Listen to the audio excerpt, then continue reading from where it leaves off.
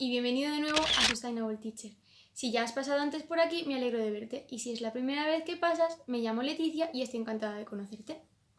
En el vídeo de hoy vamos a ver un total de 3 sistemas que podemos utilizar en clase para hacer repaso de contenidos de una forma mucho más lúdica y divertida. Si este tema te interesa, no lo dudes. Suscríbete, dale a la campanita y si te gusta este vídeo, dale al like. Un problema que tenemos muchas veces los profes, sobre todo si damos clase en inglés o en otro idioma que no sea nuestra lengua materna, es que es necesario repasar vocabulario, contenido, conceptos y definiciones, sobre todo si esas son definiciones nuevas que los alumnos van a aprender directamente en el otro idioma y no en el suyo propio, porque les va a costar mucho más interiorizarlas. El problema es que si lo haces de una forma tradicional de venga, fulanito, ¿cómo se dice brazo? Arm, ¿cómo se dice pierna? Leg, al final se van a acabar aburriendo.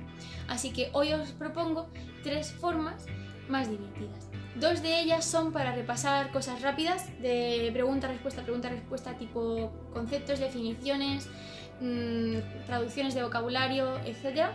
Y la última está más encaminada a cuando es necesario tener un tiempo de reflexión, por ejemplo, si eres de matemáticas o de física y química, de biología o de tecnología, sobre todo en los cursos superiores en los que los problemas son más complejos y a lo mejor los chicos necesitan 5 o incluso 10 minutos para reflexionar sobre el problema, encontrar cuál es la pregunta, los datos y plantearlo y resolverlo. El primero son los Jeopardies. Jeopardy es un programa de Estados Unidos súper famoso en el que, bueno, luego ha habido versiones en España, por supuesto. Hay grupos de participantes y el presentador enseña a los participantes una pizarra con columnas y cada columna corresponde a un tema. Y debajo de cada tema hay dinero, 100 euros o dólares, si estamos en Estados Unidos, 100 euros, 200, 300, 400, 500. Son cantidades que tú puedes apostar.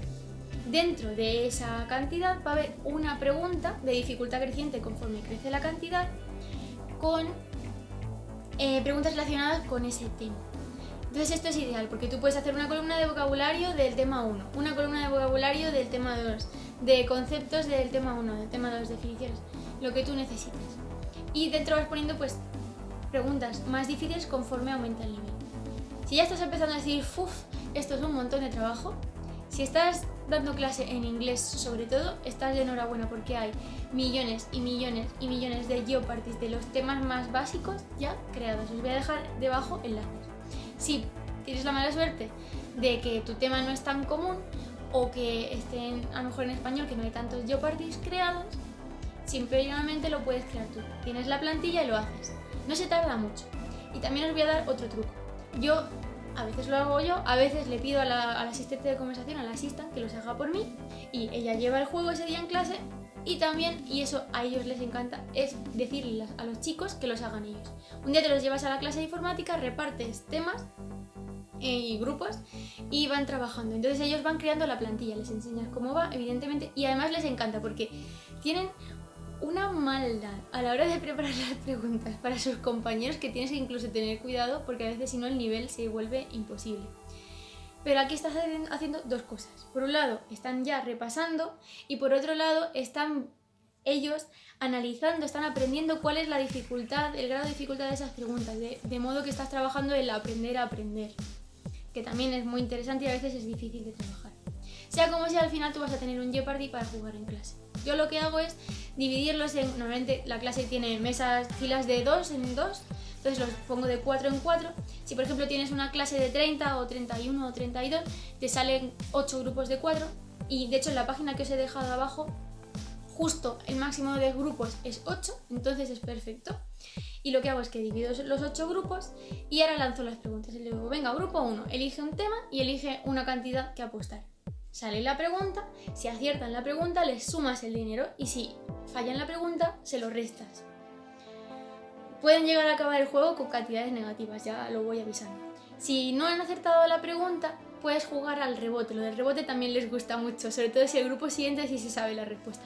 Eso sí, yo tengo la regla de que máximo 2 rebotes. Si después de 2 rebotes esa pregunta no se sabe, la enseño, la vemos, la repasamos y ya está, porque significa que ese concepto no está bien y va a ser difícil que otro grupo lo saque. El segundo, quizás no es tanto para trabajarlo en clase, sino para trabajarlo en casa, porque a veces llevamos mal el temario y no podemos entretenernos en perder el tiempo en hacer este tipo de cosas en clase, si es que a eso se le puede considerar perder el tiempo. La herramienta que os voy a enseñar se llama Quizlet y es como aquellas tarjetas con las que nosotros estudiábamos, que eran las tarjetas de papel, que por un lado ponías la pregunta y por el otro lado la respuesta o la traducción, depende de lo que estuvieras repasando, pero en formato digital. Y además la gracia de Quizlet es que también existen sets de tarjetas ya creados, o si no puedes crear el tuyo propio, y Quizlet automáticamente te genera minijuegos tipo trivial o de juntar. Y entonces tú compartes el enlace a tus alumnos, no tienen ni que registrarse, así nos quitamos problemas de privacidad, menores, etcétera, etcétera, y pueden hacer minijuegos. Quizlet tiene una opción para profesores, ahí sí, si tus alumnos sí se registran, te pueden quedar incluso resultados de los alumnos, evoluciones. Ya tienes que valorar, porque el registro es de pago, no cuesta mucho, pero lo es, si te interesa, y si también te interesa tener que mandar la autorización a casa para pedirle a los padres que los alumnos menores que se inscriban los datos, bla, bla, bla. Pero si no tienes tiempo de trabajarlo en clase porque por la razón que sea vas muy mal de tiempo, es una forma de que ellos lo hagan en casa de forma más divertida, más lúdica, más entretenida y probablemente directamente más atractiva que tener que repasarse una hoja de vocabulario. La tercera forma no es tanto para preguntas de vocabulario o conceptos rápidos, sino un ejercicio más reflexivo. Este lo empecé a utilizar cuando yo daba clase en la Universidad de Bioquímica porque me tocaba dar problemas de bioquímica de metabolismo a las 3:30 de la tarde. Y el primer año que di esas clases, oh Dios mío, era la primera vez que daba clase en mi vida y pues yo qué hice, me busqué una batería de problemas, me los preparé y entonces llegué a clase a la pizarra, me ponía a escribir qué pasaba a las 3:30. Eso eran mis alumnos.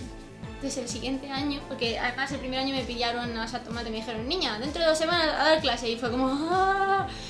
El año siguiente, que sabía que iba a dar la misma cosa y que tenía más tiempo de prepararme, me organicé mejor y pensé cómo hacer esa clase de las 3:30 de la tarde más divertida.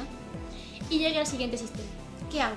Llego a clase, los divido en grupos, normalmente los pongo en grupos de, bueno, pues depende de 4 es lo mejor porque suelen estar las mesas de 2 en 2 y es lo más fácil de juntar y rápido sin hacer mucho follón en la clase.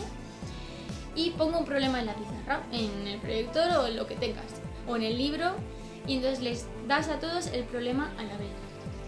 Aquí hay 2 formas de jugar, una más lenta, más tranquilita y una más rápida o hardcore, como a mí me gusta llamarla. Os recomiendo que en los cursos inferiores utilicéis la lenta y en los cursos superiores la hardcore, porque les gusta más y son más cañeros, tienen más velocidad de pensamiento y les va mejor. La lenta es la siguiente. Dices el grupo al que el problema va dirigido. Entonces dices, pues ahora le toca al grupo 4 y va a hacer el problema número 5 de la página 96. Les das un tiempo para resolverlo, 5 minutos. Puedes poner un temporizador, hay temporizadores súper graciosos como con carreras de caballos, pasa que se suelen entretener con el bebé del caballo que llega, pero bueno, hay muchos temporizadores, os voy a dejar enlaces, pero a mí no me gusta poner tiempo, porque es cierto que algunos chicos con esto del tiempo, sobre todo los más pequeños, se estresan. A mí me gusta utilizar canciones, entonces, pues las canciones duran entre 3 y 5 minutos, entonces les dices, pues tenéis una canción, 2 canciones, 3 canciones, depende de la dificultad del problema. Y además, como las canciones suelen tener una estructura de apertura, inicio y cierre, es una forma indirecta, ellos se van dando cuenta de cuándo está acabando la canción y no es una forma estresante como ver el temporizador 10, 9, 8, pero se dan cuenta de que el tiempo se está acabando.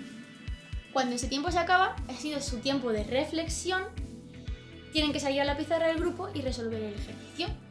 Puede ser un ejercicio de bioquímica, o puede ser un ejercicio de física y química, o un ejercicio de tecnología, de circuitos eléctricos, de ley de Ohm, de matemáticas. Lo puedes aplicar a lo que necesites. O a lo mejor es análisis sintáctico o morfosintáctico de varias frases, que también lleva su tiempo. Lo puedes aplicar a cualquier asignatura. El caso es que al final los niños salen a la pizarra y tienen que resolver el ejercicio. Si lo resuelven bien, el punto es para ellos. Los puntos luego les puedes decir que son positivos, que son 0,25 más en el examen, el que gane, ya le puedes dar tú la recompensa que quieras. O si no quieres dar recompensa, pues simplemente el honor de haberlo hecho bien. Pero cuando les dices, ¿y qué gano? Es el honor de haberlo hecho bien. Se quedan como en serio. Así que no siempre sirve, ¿vale? Ese es el sistema lento. Si el grupo que ha salido a la pizarra no lo hace bien, no lo resuelves tú. sino que haces un rebote al siguiente grupo que le toque, salen a la pizarra y o bien dicen donde se han equivocado y lo resuelven bien, o bien si está súper mal de no han acertado nada, borran todo y lo hacen de nuevo. Yo hago igual que antes, hasta 2 rebotes, si no pues resuelvo yo el problema y se acabó. Ese es el sistema lento. ¿Qué ocurre con el sistema lento? Que a lo mejor si tienes muchos grupos, ellos van a calcular y van a decir, pues si este le agrupa, rebote, yo ya no lo hago. Pero bueno, luego siempre puedes decir, voy a recoger la hoja, tenéis que hacerlos todos porque voy a evaluarlo igualmente, cuenta para la nota, etcétera, etcétera. Pero si no tienes muchos grupos, al final van a estar todos trabajando todo el tiempo. O también puedes decir que los rebotes van a ser al azar, de modo que nunca nadie sabe si les va a tocar o no y todos van a estar trabajándote porque todos quieren cazar ese rebote si no les ha tocado la pregunta a ellos. En el sistema hardcore, todo es más hardcore y entonces es más difícil. No doy a quién le toca, lanzo el problema en la pizarra y no digo a qué grupo le toca, sino que digo, tenéis 2 canciones, el grupo que tras las 2 canciones, o si no han terminado las canciones, termine primero el ejercicio, levanta la mano, sale a la pizarra y resuelve. Si ha salido bien, pues punto, si no, 2 rebotes. Y si los demás iban muy lentos, les puedes dar media canción más o algo así. Este sistema tiene un problema, y es que si tienes el típico grupo de empollones en clase, van a estar saliendo siempre ellos y al final los demás van a decir, pero si siempre salen fulanito y menganita, yo paso. Ajá, entonces ahí hay una regla que añadir, que es que el grupo que acaba de salir no puede volver a salir en el problema siguiente inmediato al que acaben de resolver, que yo vuelva a lanzar en la pizarra. Y entonces dirás, pero ahora el grupo este que acaba de salir, pues ya, el siguiente problema no lo hace. 2 soluciones.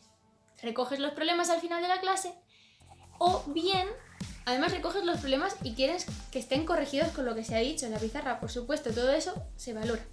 O bien les dices que en caso de rebote, es decir, un grupo ha salido, lo ha hecho bien, se ha sentado, no pueden volver a participar de primera en ese siguiente problema. Pero en caso de que los que hayan salido a la pizarra y se equivoquen, sí pueden coger el rebote. Porque yo les voy diciendo que conforme acaben, igualmente me levanten la mano y yo voy apuntando el orden de quién acaba. De modo que los rebotes son por ese orden. Al final, mi experiencia, tanto en la universidad como en los cursos, sobre todo en los cursos superiores, en los bachilleratos, es que este sistema funciona súper bien porque es mucho más divertido que el profesor escribiendo el problema en la pizarra y ellos copiando, o mucho más divertido que mandar un montón de problemas para casa. Sí es cierto que quizás pierdes más tiempo y no te da tiempo a hacer tantos problemas, pero a veces es necesario hacer un sacrificio por conseguir un sistema más divertido para todos. Déjame en los comentarios si alguna vez has utilizado alguno de estos sistemas, si tienes otra forma de hacer la clase de repaso más lúdica y más entretenida para ellos, si estás pensando que ahora mismo te mueres por probar alguno de estos 3 sistemas, si ya los pruebas y te han ido súper bien o súper mal, todo lo que quieras me lo dejas en los comentarios. Y por supuesto, nos vemos pronto.